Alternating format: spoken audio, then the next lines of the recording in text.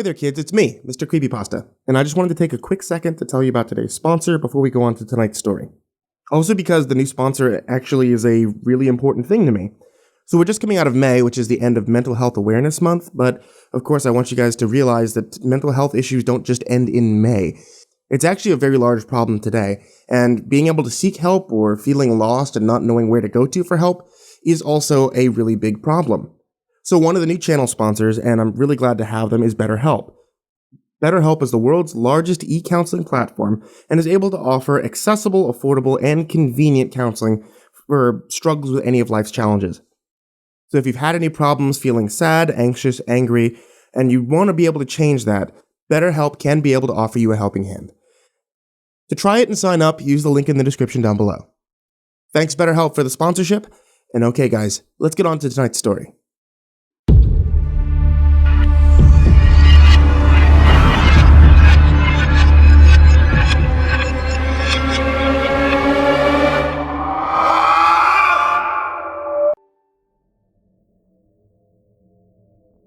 Entry 26. I've never really liked the ocean. The vast, empty nothingness that just spans out into an apparent infinity. It's one of the few concepts that really bothered over the years. But I've never known how bad it could really be. Until now, that is. The serenity of the calm sea didn't last too long. As Desh, the ship pilot, carried us along the black waters, I started feeling a sense of urgency in the air. Couldn't explain it, but I could tell that everybody else felt the same way. They all looked uneasy for some reason. I soon realized why. Not too far up ahead, there was an area in the water that was just a bit darker than the rest. It also seemed to be moving. We all just eyed it with caution, not entirely sure of what the hell it was. I don't think any of us expected what happened next, though. Something started rising out of the water. It was a ship. It almost looked like a submarine of sorts, but it looked old and rusted. Hard to understand how it was still even functional. As it bobbed in our path, Desh started steering away from it. Now at this point, our weapon selection was dwindling. We had about 8 rifles, 3 pistols, a bunch of knives, and limited ammo. Smoker still had the armor, but it was damaged to hell. There was a large cannon mounted to the bow of the ship, but there didn't seem to be any ammo for it. Safe to say, we weren't very prepared for an assault. The top of the ship soon opened. With a gloved hand bursting out, we trained the few weapons that we had on it. What I assumed was a man then propped himself up, onto the surface of the ship. He was wearing what appeared to be a military diving suit. It got a bit stranger upon closer inspection, however. The suit looked to be decaying. It was old and tattered. I could see erratic eyes moving behind the cracked glass of the goggles. More of them started climbing up, until there was nearly no room for them to stand on. And that's when I noticed that they were all carrying weapons. Most had rusty iron bars, while others had what looked like axes attached to chains. None of us flinched as we made our way past them.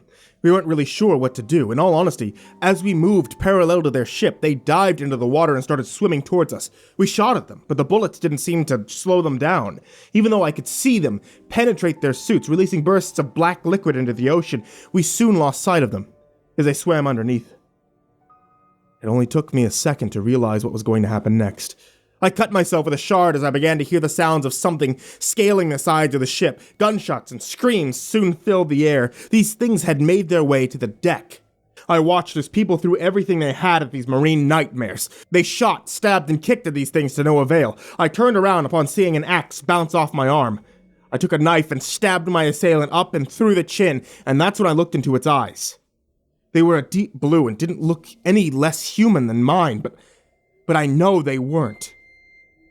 At least not anymore. I pulled the blade out and it kept stumbling forward, advancing towards me, and that's when I decided to take drastic measures. I tackled it to the ground and plunged the knife into its neck.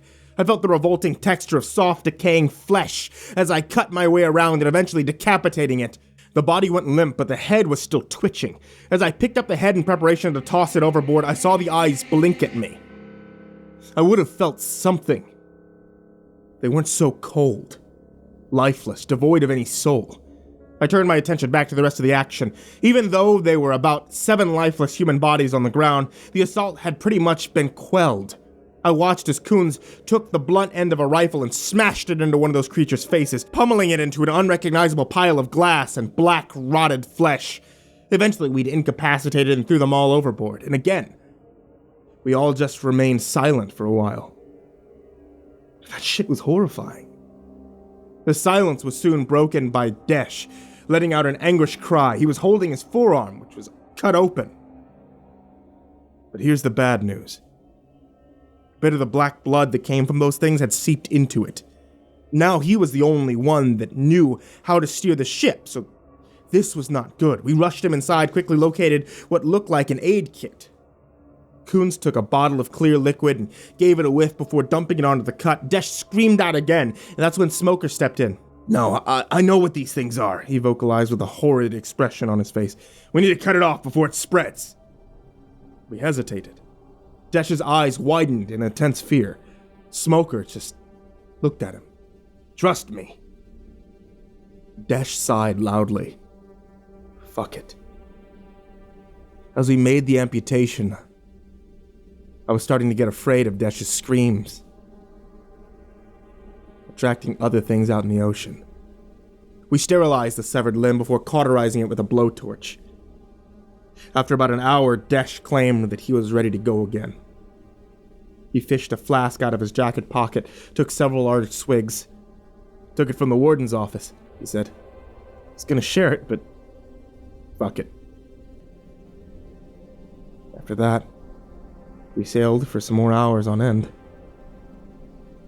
At one point, a heavy fog started materializing around us. As we got ready for another assault, we started hearing whispers coming from nowhere in particular. Dark, anguished whispers, saying things that I could have gone infinite lifetimes without hearing. Luckily, nothing attacked us. There was also an instance where we thought that we could see an island in the distance. As we tried heading for it, it started moving. An ungodly moan echoed towards us as it suddenly submerged itself into the water.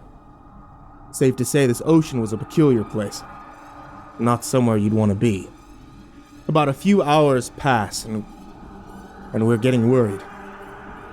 We only had about 5 of those prison energy bars left for the 13 of us.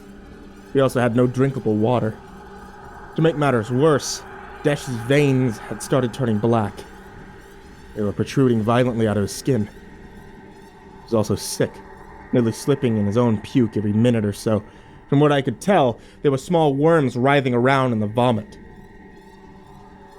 "If I turn into something, shoot me on the spot," he said to us in a hoarse voice. It was much deeper than his natural tone. "In the meantime, I can get us as far as I can." I felt sorry for him, of course. But there was no time for sympathy. We needed to get on to land. A few more hours passed, and Desh was barely alive. His skin was bulging in and out, and he seemed to be having trouble standing up. But just ahead, we saw land. It sat there, just waiting for us. And then out of nowhere, Desh fell to his knees, projectile vomiting everywhere. I stepped back, away from the squirming creatures, now slithering towards us in revolting liquid. "Shoot me," Desh uttered out. We thanked him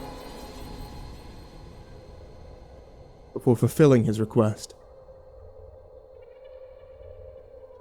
One bullet and his suffering was ended. We watched as his body twitched a bit before ultimately going limp. The ship eventually drifted onto the shore, where we hopped off.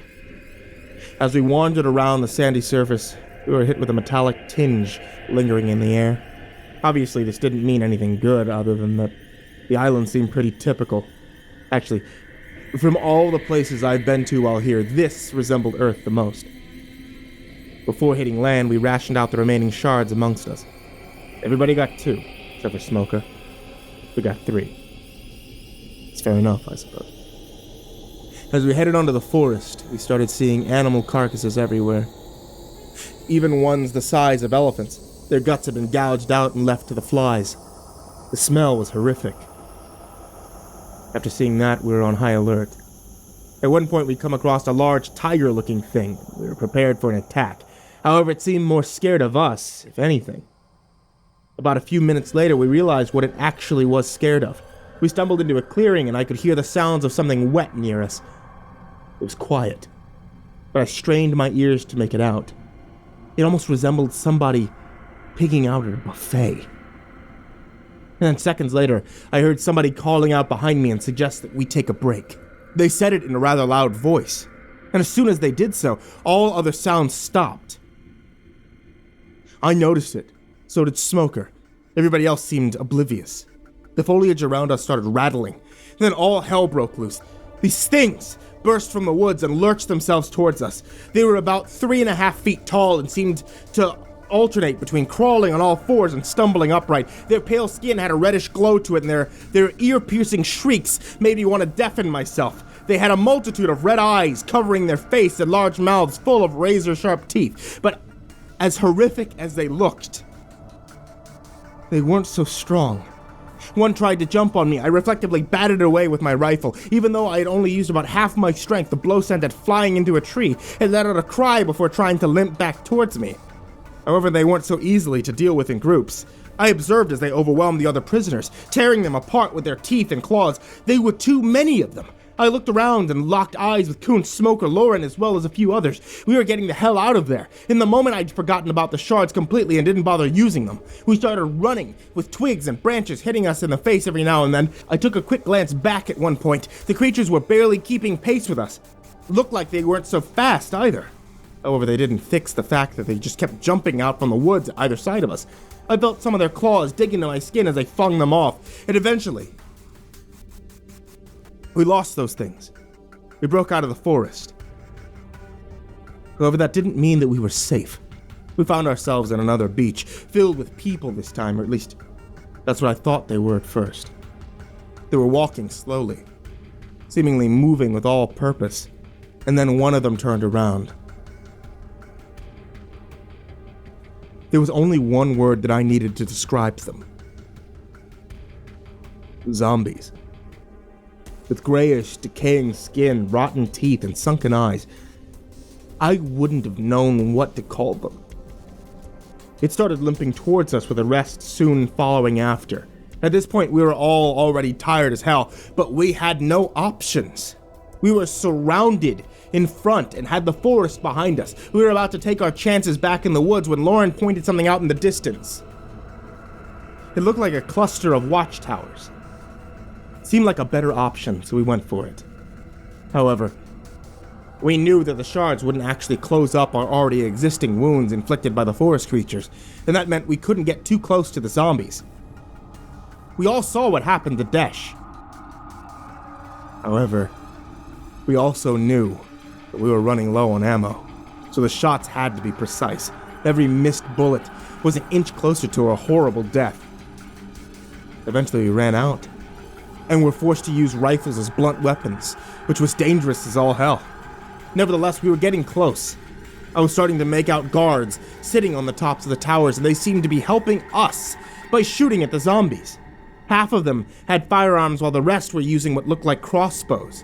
I saw them throw down some thick ropes that I assumed were for us to climb up on, and as we got closer and closer to the tower, I could tell that it was fortified with metal. I watched as Smoker and the rest of them jumped onto the various ropes of the surrounding towers, simultaneously climbing while being pulled up by the guards. And I did the same. As I pushed myself up onto the tower platforms, the guards instantly pointed their weapons at me. To be honest, nothing surprised me at this point. So I put my hands up.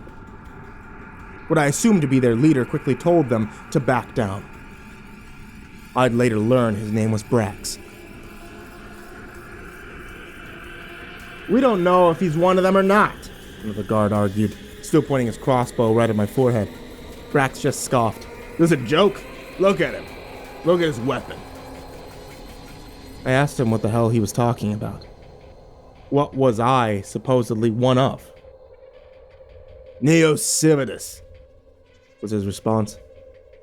Jackman had also mentioned them while I was in prison. However, I didn't really feel like asking questions, so I didn't pursue it. Still haven't, actually. After that, I looked down at the guard. The zombies were all gathered around the bottom of the tower, making futile attempts to climb it. As I turned back around, Brax tossed me a padded vest and some forearm guards. "You want to stay here? You gotta work." He gave me a toothy grin. "Welcome to Dead Man's Land." That was the official name of the island. I looked around the tower that I was in, seeing beds, water basins set up, and then I looked over at the other towers. He once waved at me from one of them. And that's when I really got a sense of the scope of this place. All of them were connected by narrow bridges the guards used to get around and communicate with each other. And there was a lot more than I'd originally made out. There weren't only towers either. I also saw moderate-sized buildings and small houses propped upward by metal support beams. Again, they were all connected. It was like a town, elevated away from the horrors on the ground. That's all I'm going to write for now. Today's been a shit show. Brax told me I'm on a guard duty tomorrow. That's in about 4 hours. I need some rest.